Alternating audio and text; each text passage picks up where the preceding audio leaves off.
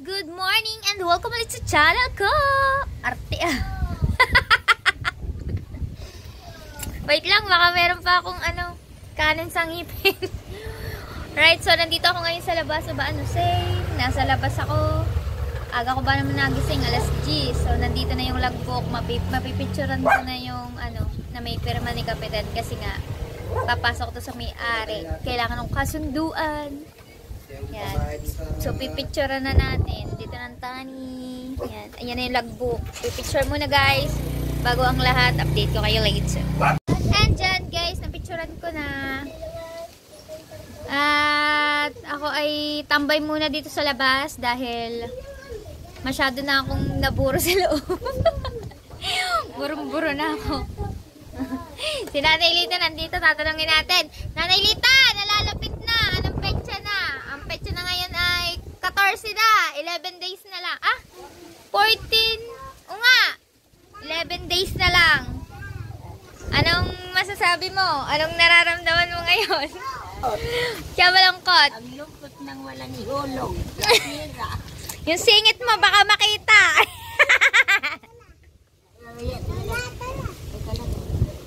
Nalulungkot ka na wala kang panghulog.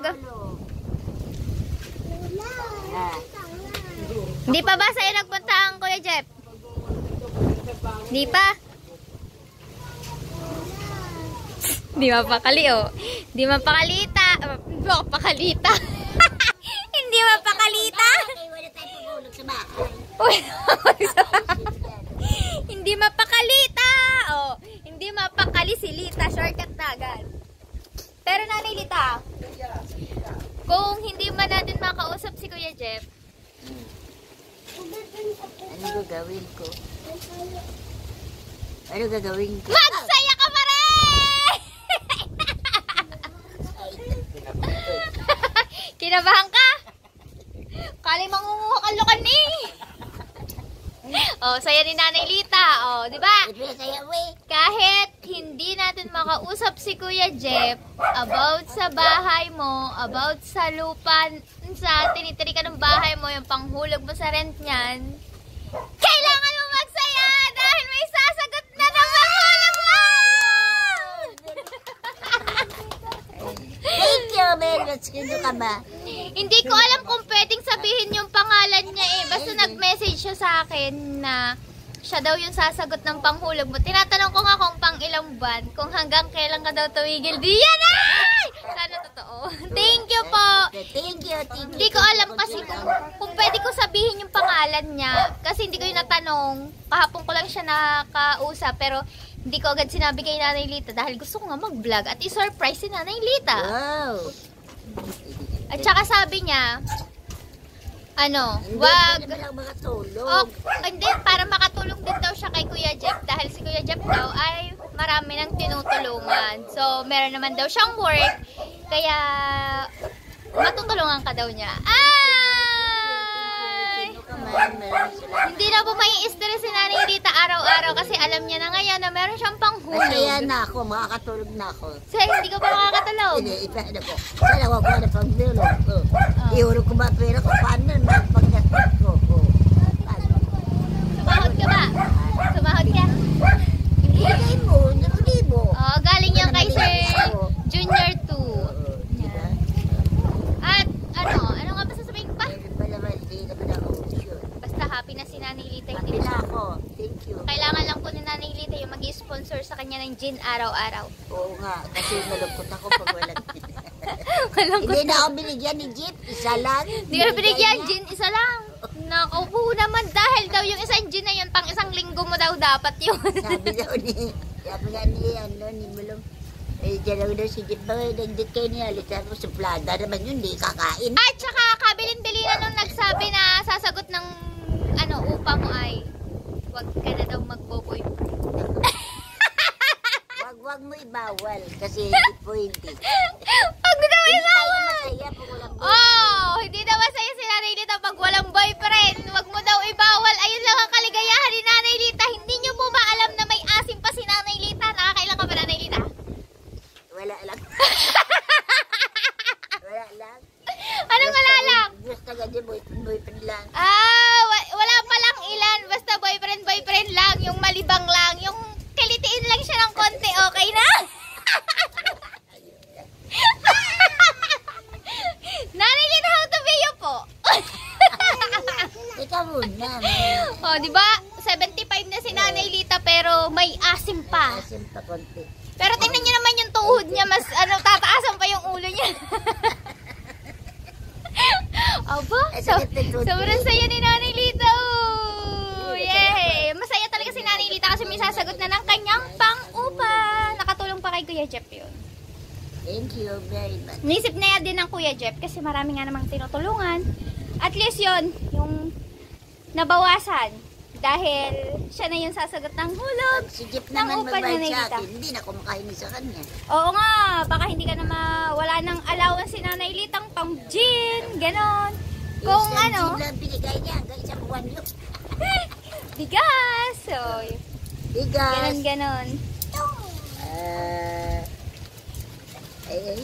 Basta hindi po pinagbabawal ni Kuya Jeff na mawala ng boyfriend si Nanay Lita, kaya wag niyo pong ipagbawal dahil ayan lang po yung nagpapalakas kay Nanay Lita pag naiaaluwas niya lahat ng kanyang nararamdaman.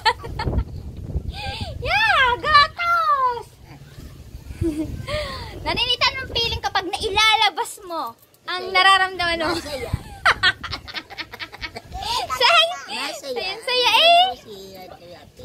Happy na si Nanay Lita.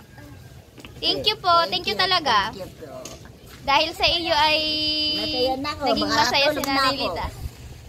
Hindi mapigilan Hindi ko naalalahanin ang hulog sa 25. Oh. Tsaka yung mga nakikita ko siya ng mga ilang araw, iba talaga yung aura ni Nanay Lita. Compare ngayon na sinabi ko na sa kanya na may sasagot na ng hulog niya monthly. Ay, thank you so much. God bless you. And your family. Thank you. Okay, so si Nanay Lita iuuwi na yan. Mamaya babalik yan. Basta masaya si Nanay Lita. Kita nyo naman sa kanyang aurahan ngayon. Compare kanina nung hindi pa ako naka-vlog. Kumpara kanina. So yun, kaya lang din naman ako tumambay dito para ibalita kay Nanay Lita yung magandang balita tungkol sa kanya. At sa mga sa mga nagko-comment din, tama na po. Hindi, okay lang po mag-comment kayo na mag-comment. At least alam ko may mga nanonood at saka may mga concern sa mangyayari dito sa amin. Pero sa amin, okay lang po sa amin yung kahit pa sabihin 30,000, madami naman po kaming bahay. Malaking tulong lang talaga sa amin yun, kaya okay na okay. At least dito pa rin kami, hindi kami alis ng Bukana, di ba? So yan, update ko na lang ulit kayo mga kaniking mamaya at ako ay papahinga muna, parang napagod yata ako doon.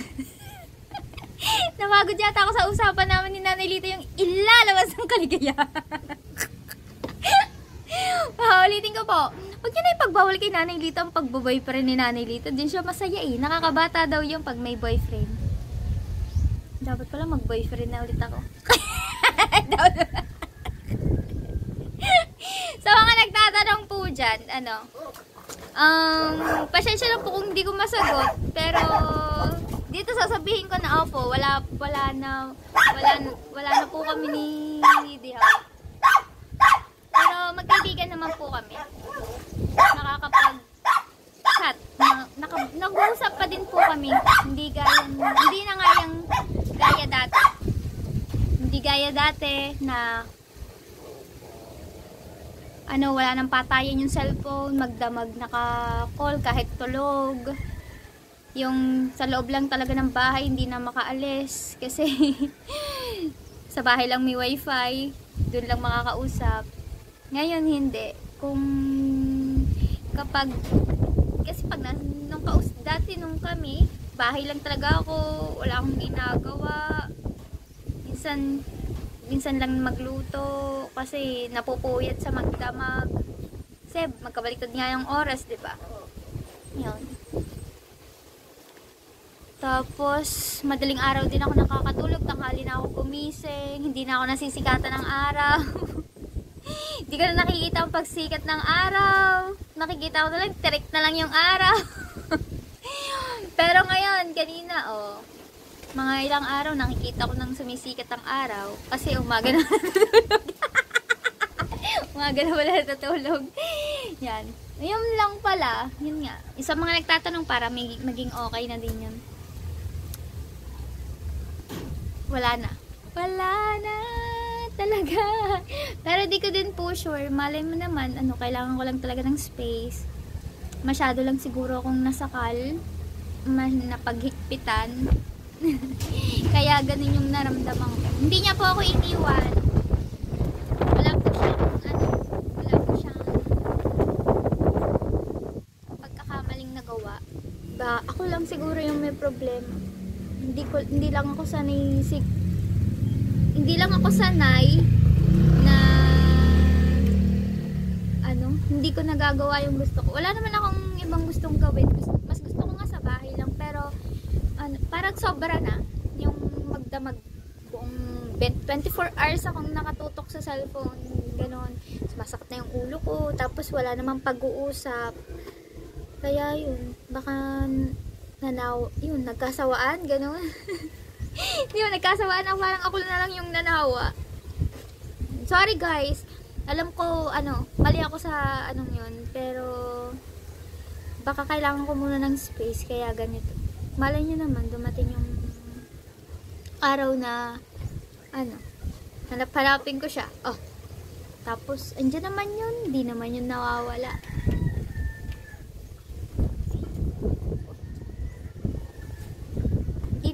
Wala naman akong balak mag boyfriend. Gusto ko lang ma-enjoy yung buhay ko, kasi parang hindi ko 34 na ako, pero parang hindi ko pa na-enjoy yung buhay ko. Parang lagi na lang ako nakatali. Yun, parang nakakasakal. Naiinggit ako sa iba na kung saan pupunta sila, ganun. Pwede naman ako magpaalam, pinapayagan naman niya ako, pero parang may basta ang hirap ipaliwanag. Ayokong sabihin na parang naninira ako, ganun. Basta may mga mga pangyayari na hindi niyo na kailangan dapat pang malaman, na pang amin na lang yun. So yun lang. Sana sa mga nag-aabang sa amin dyan, hindi how,